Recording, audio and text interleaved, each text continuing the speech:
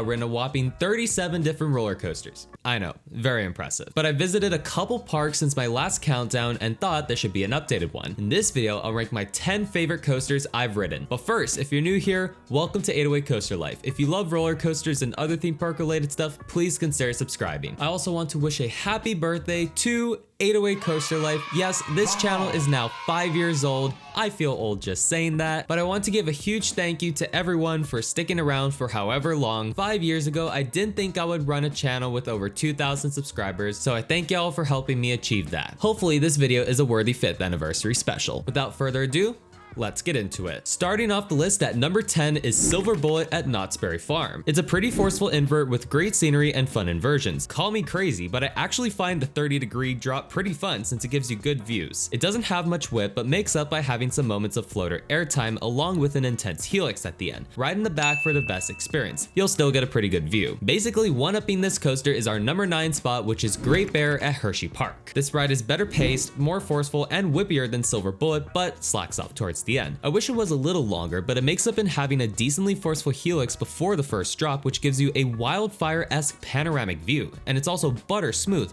I unexpectedly found this to be the smoothest coaster at Hershey Park. I just wished I wasn't as stapled when I rode it. Our first wooden coaster on this list comes in at number 8, which is Lightning Racer at Hershey Park. Even while its older sibling is getting a much needed upgrade, these dueling GCI Woodies are still very enjoyable from start to finish. It features a good variety of airtime, including some pretty surprising pops of ejector, a fun drop if you sit in the back, surprisingly decent laterals, and just the right amount of shakiness. It does meander towards the end, and it could be a little more intense, but keep in mind that this is also one of GCI's earlier creations. I like the dueling aspect, but I'll be honest, I just focused on my train most of the time, and no, I don't have a preferred side. A coaster I didn't expect to beat Lightning Racer comes in at number 7, and it's Comet at Hershey Park. I've heard good things about Comet going in, but didn't think I would like it as much as everyone else says. Turns out they're pretty much right. This ride is quite smooth for how old it is. The buzz bars make the drops and some airtime moments very fun in the back rows. It also has a good variety of airtime, and it's a long ride, which I really appreciate. This is what happens when an old wooden coaster gets some love. Other parks maybe should take note. The top 6 were pretty challenging to rank, but based on my personal experiences,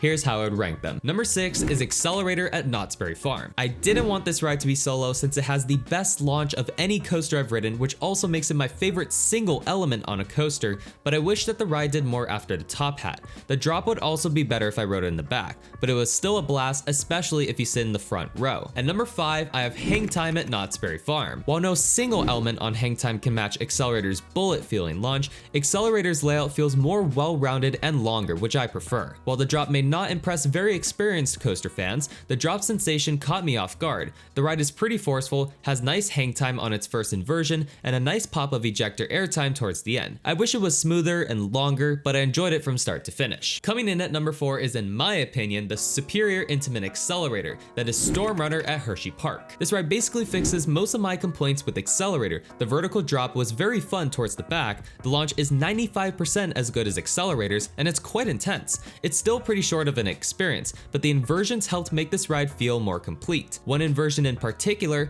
dubbed the Flying Snake Dive, is probably my favorite inversion I've ridden due to its intense variety of forces. It's also the best launch coaster I've ridden. Hint hint. Number 3 is the best looping coaster I've ridden. This is Fahrenheit at Hershey Park. Since no holding brake is present, the beyond vertical drop on this ride is short but very powerful. The inversions were very forceful, and the airtime hill towards the end provided great ejector airtime.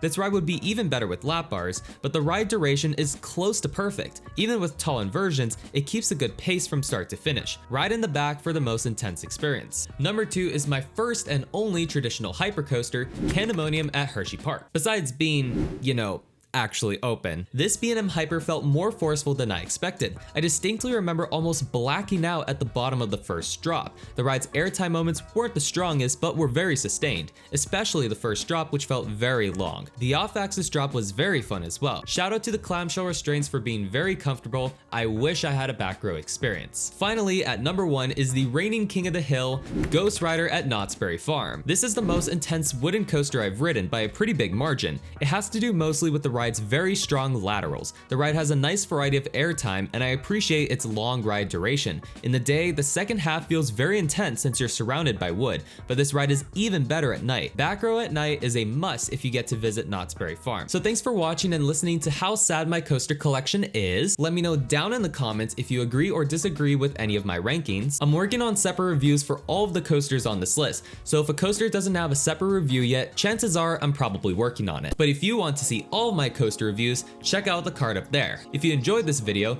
feel free to let me know by leaving a like on this video and maybe even subscribe.